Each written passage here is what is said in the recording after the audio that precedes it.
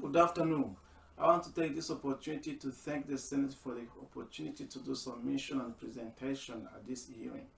I would like to acknowledge the traditional owners of the land on which I work, and I pay my respect to the elders, past, present, and emerging. My name is Noise Haramwe. I'm the chairperson of the African Australia Advocacy Center. I arrived in Australia 14 years ago as a refugee who survived the war, genocide, and the repressive regime in Rwanda. I won't talk about my history further. I expect to say that there is a unique opportunity. This is a unique opportunity for me and many people who have similar experiences to have a voice during this pandemic. The African Self-Advocacy Center goals are to see the African Australian community being recognized as an integral and valuable part of Australian communities, part of Australian society, to strengthen the social cohesion, equality, fairness, and opportunities for members of African Australian communities, to build inclusive communities, improve outcomes, and create sustainable opportunities for African Australian communities. AAAC emphasizes and acknowledges the rich diversity of cultures of African Australian communities and the contribution they have made to Australia of the long history of arrival to Australia. AAAC had our first online meeting in March before the lockdown. We decided to focus on not only preventative measures to keep people safe, but also how we develop as a I'm using my email now. Organization? How we developed as an organization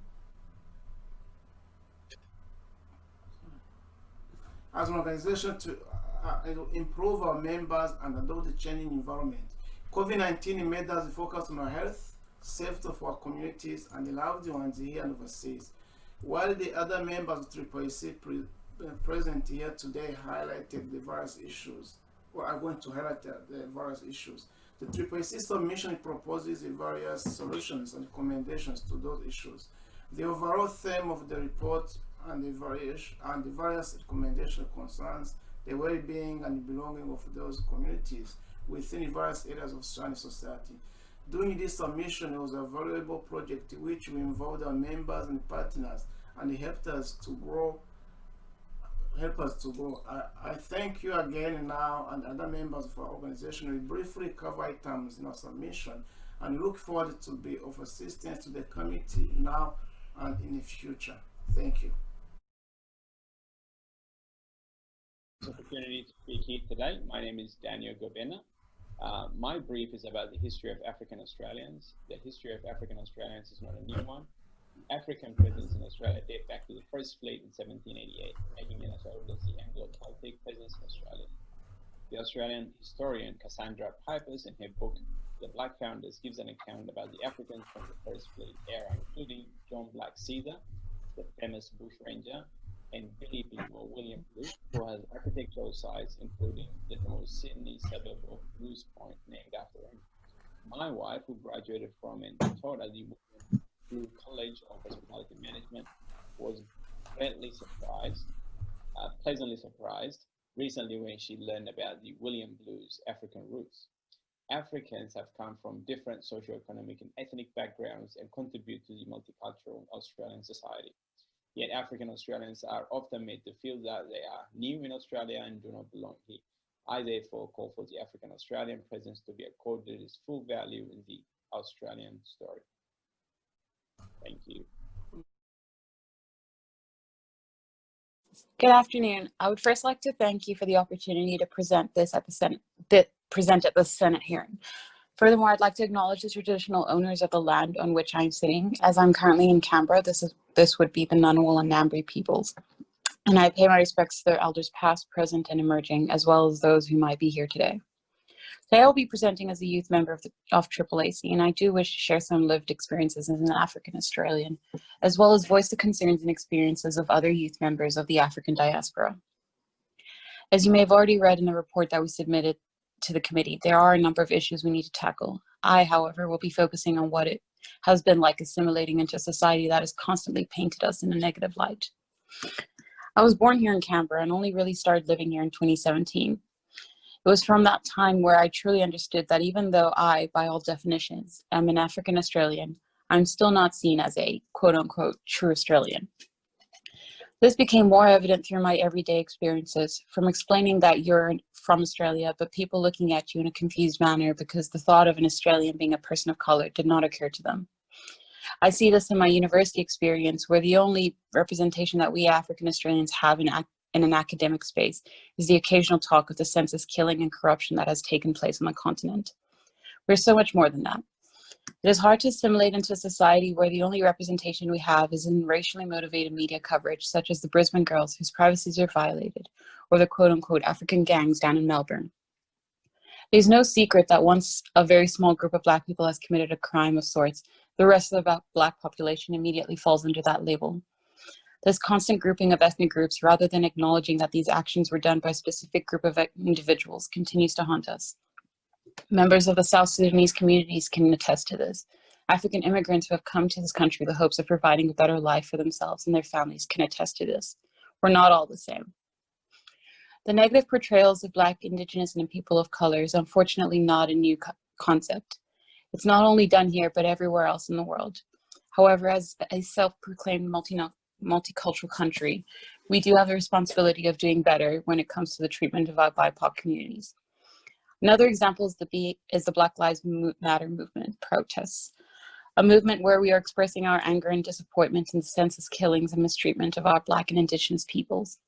I can personally say that everyone who had attended respected the COVID guidelines to the best of their abilities. Masks were worn, and where possible, people kept their distances.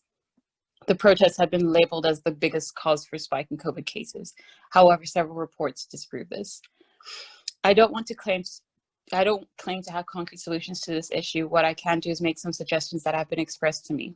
First, better representation in the media, whether it be acknowledging the difference in language when reporting stories relating to ethnic minorities and actively making changes to ensure this doesn't happen again, or simply having more BIPOC representation within a media campaign and not simply having one token BIPOC. Consult with BIPOC organizations and African Australian youths. We exist for a reason. Take advantage of our knowledge and lived experiences. Thank you.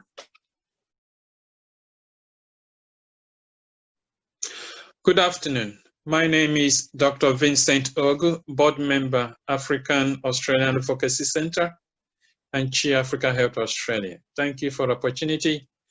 I am talking on health, mental health. On mental health, it is important to realize that for the people of African cultural background in Australia, one size does not fit all.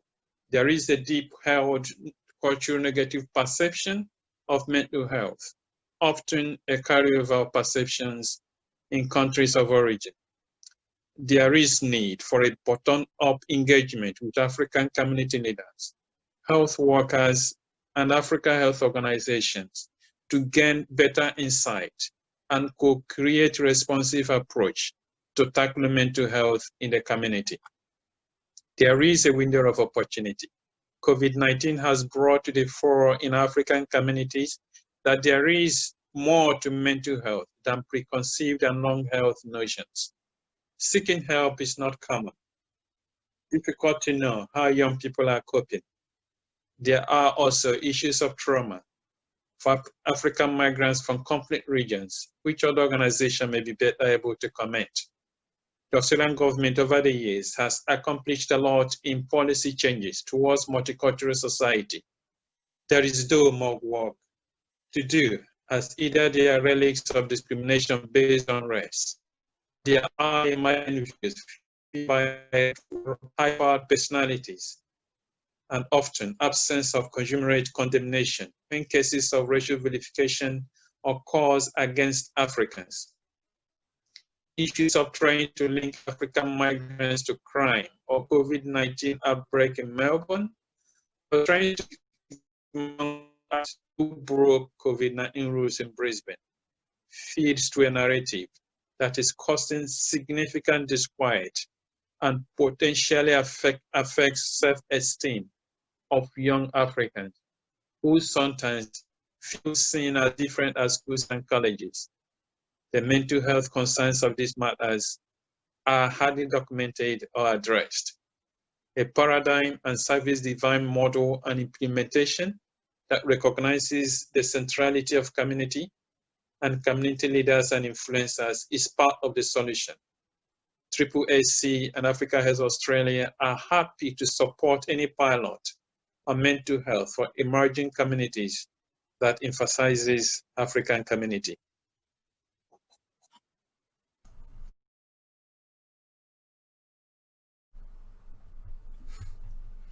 Good afternoon, and thank you for the opportunity to participate in this afternoon's Senate hearing. My name is Kirsten Keith. I'm an Executive Committee member of the AAAC and a casual academic at Southern Cross University. I'd like to acknowledge the traditional owners of the land on which I work, the Gundagara people, and I pay my respects to their elders past, present, and emerging.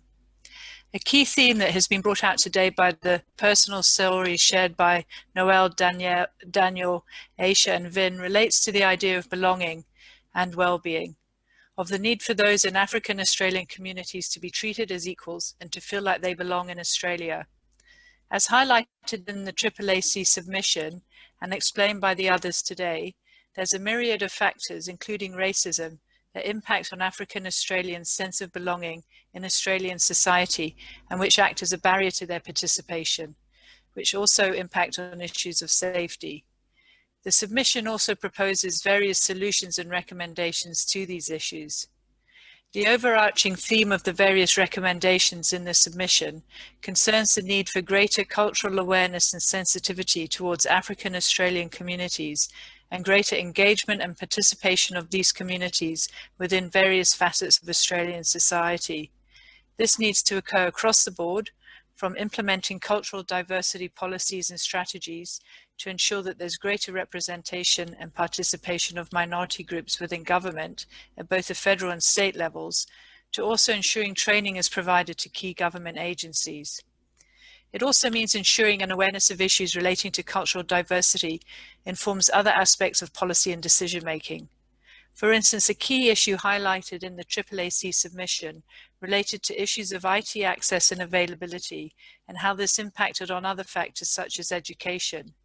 So ensuring that technology-based programs can be understood and accessed across various sectors of society is important to bring in the cultural awareness to these programs. We know such processes take time to plan and implement. Moreover, changing societal attitudes and perceptions can take even longer. If we're to move towards a fairer Australia where minority groups such as African Australians feel safe and feel that they belong here, we need to invest long-term in changing societal perceptions so that they more closely align with the multicultural nation that is Australia. I thank you on behalf of the AAAC for your time and the opportunity to participate in this hearing, and we welcome any questions you may have.